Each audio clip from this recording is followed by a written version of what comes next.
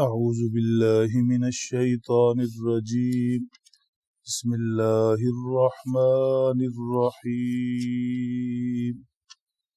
أم كنتم شهداء إذ حضر يعقوب الموت إذ قال لبنيه ما تعبدون من بعدي قالوا نعبد إلهك وإله آبائك إبراهيم وإسماعيل وإسحاق إلها واحدا ونحن له مسلمون تلك أمة قد خلت لها ما كسبت ولكم ما كسبتم ولا تسألون عما كانوا يعملون صدق اللہ۔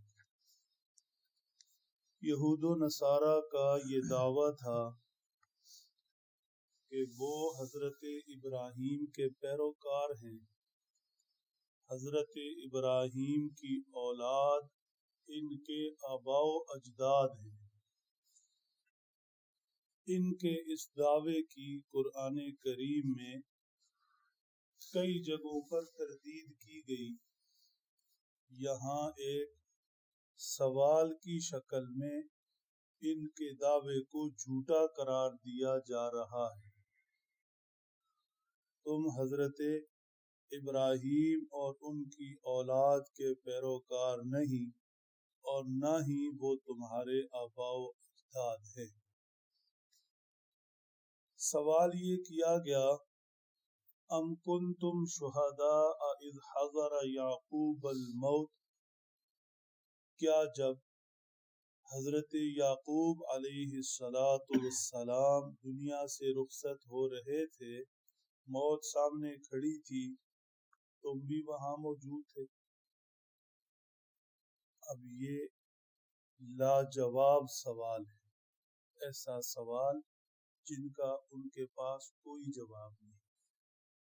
بسا اوقات مخاطب سے، سامنے والے سے ایسا سوال کرنا جو اسے لاجواب کر دے، سمجھانے کے لیے کافی ہوتا ہے۔ تو یہاں بھی یہ چیز سمجھائی جا رہی ہے کہ صدیوں پہلے لوگ گزر گئے اور تمہارا ان سے کوئی واسطہ ہی نہیں اور تم اس وقت موجود ہی نہیں، پھر کیسے کہہ سکتے ہو کہ تم ان کے دین پر ہو؟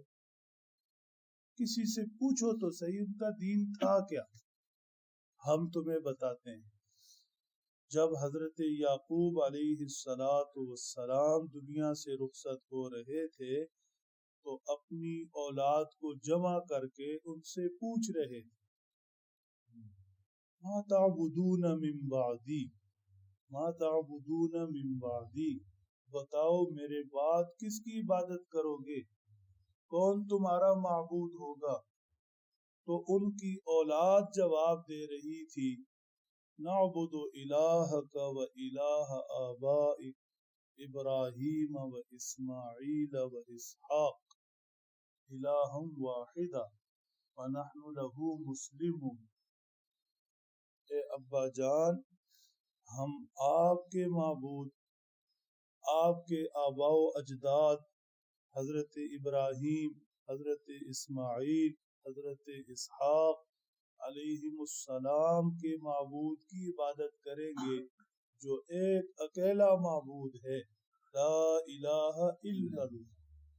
ہم اس اکیلے رب پر ایمان رکھیں گے اور اس کی فرمانبرداری اور اطاعت کریں گے۔ اب بتاؤ، حضرت ابراہیم کی اولاد میں حضرت اسحاق، پھر ان کی اولاد میں حضرت یعقوب، پھر حضرت اسماعیل، اور یہ سارے انبیاء کرام وہ تو ایک اللہ کی عبادت کا قول و قرار کر رہے، اللہ کو وحدہ لا شریک سمجھتے۔ یہودیوں نے حضرت عزیر کو خدا کا بیٹا بنا لیا اور نصارہ عیسائیوں نے حضرت عیسیٰ کو خدائی میں شریک مان لیا۔ یہ شرک والا دین کیا حضرت ابراہیم اور ان کی اولاد کا ہو سکتا ہے؟ تو تمہارا حضرت ابراہیم سے کیا تعلق؟ ان کی اولاد سے کیا تعلق؟ ان سے اگر پیروی کا اطاعت کا تعلق ہے تو وہ امت مسلمہ کا ہے، جو ان کے دین پر قائم ہے، دین توحید پر قائم ہے، شرک سے دور اور بیزار ہے۔ یہاں یہ چیز سمجھنے کی ہے، فرمایا تلک امت قد خلت، حضرت ابراہیم ہوں، اسماعیل، اسحاق یا ان کی اولاد علیہم السلام، جس قدر بھی انبیاء گزرے وہ گزر چکے، بار بار ان کا نام لے کر خود کو ان کی جماعت میں ان کے پلڑے میں ڈالنا صحیح نہیں، وہ گزر چکے، ان کی زندگیوں کے حوالے سے اللہ نے سوال کرنا ہے، تم اپنی بتاؤ۔ نہ ان سے تمہارے بارے میں پوچھا جائے گا اور نہ تم سے ان کے بارے میں پوچھا جائے گا، نہ وہ تمہارے ذمہ دار نہ تم ان کے ذمہ دار، تم اپنی نہ بیٹھ، خود بتاؤ کہ تم کس دین پر ہو، دین توحید کو مانتے ہو یا نہیں، ایک اللہ کو معبود تسلیم کرتے ہو یا نہیں۔ یہ پرانی باتیں چھوڑو، ہم اس کے پیروکار ہیں، ہو تو پھر کیا ہوا، تم سے تمہارے بارے میں پوچھا جائے۔ یہ چیز بھی سمجھنے کی ہے کہ حضرت یعقوب علیہ السلام آخری وقت میں اپنی اولاد کی کس بارے میں فکر کر رہے ہیں؟ یہ سوچ رہے ہیں کہ میرے بچے رہیں گے کہاں، کھائیں گے کہاں سے، پہنے اوڑھیں گے کیا، اور ان کا کیا بنے گا، میرے بعد میری اولاد کا کیا بنے گا؟ کیا یہ چیز ان کے ذہن میں تھی؟ نہیں، وہ دنیا سے رخصت ہوتے وقت اپنے اولاد کے دین کی فکر کر رہے تھے، عبادت کس کی کرو گے، معبود کس کو بناؤ گے، اور اولاد بھی یہ نہیں کہہ رہی کہ ہم صرف اپنے آباء و اجداد کے طریقے پر رہیں گے، وضاحت سے کہہ رہی ہے کہ آباء و اجداد کے دینی طریقے پر رہیں گے،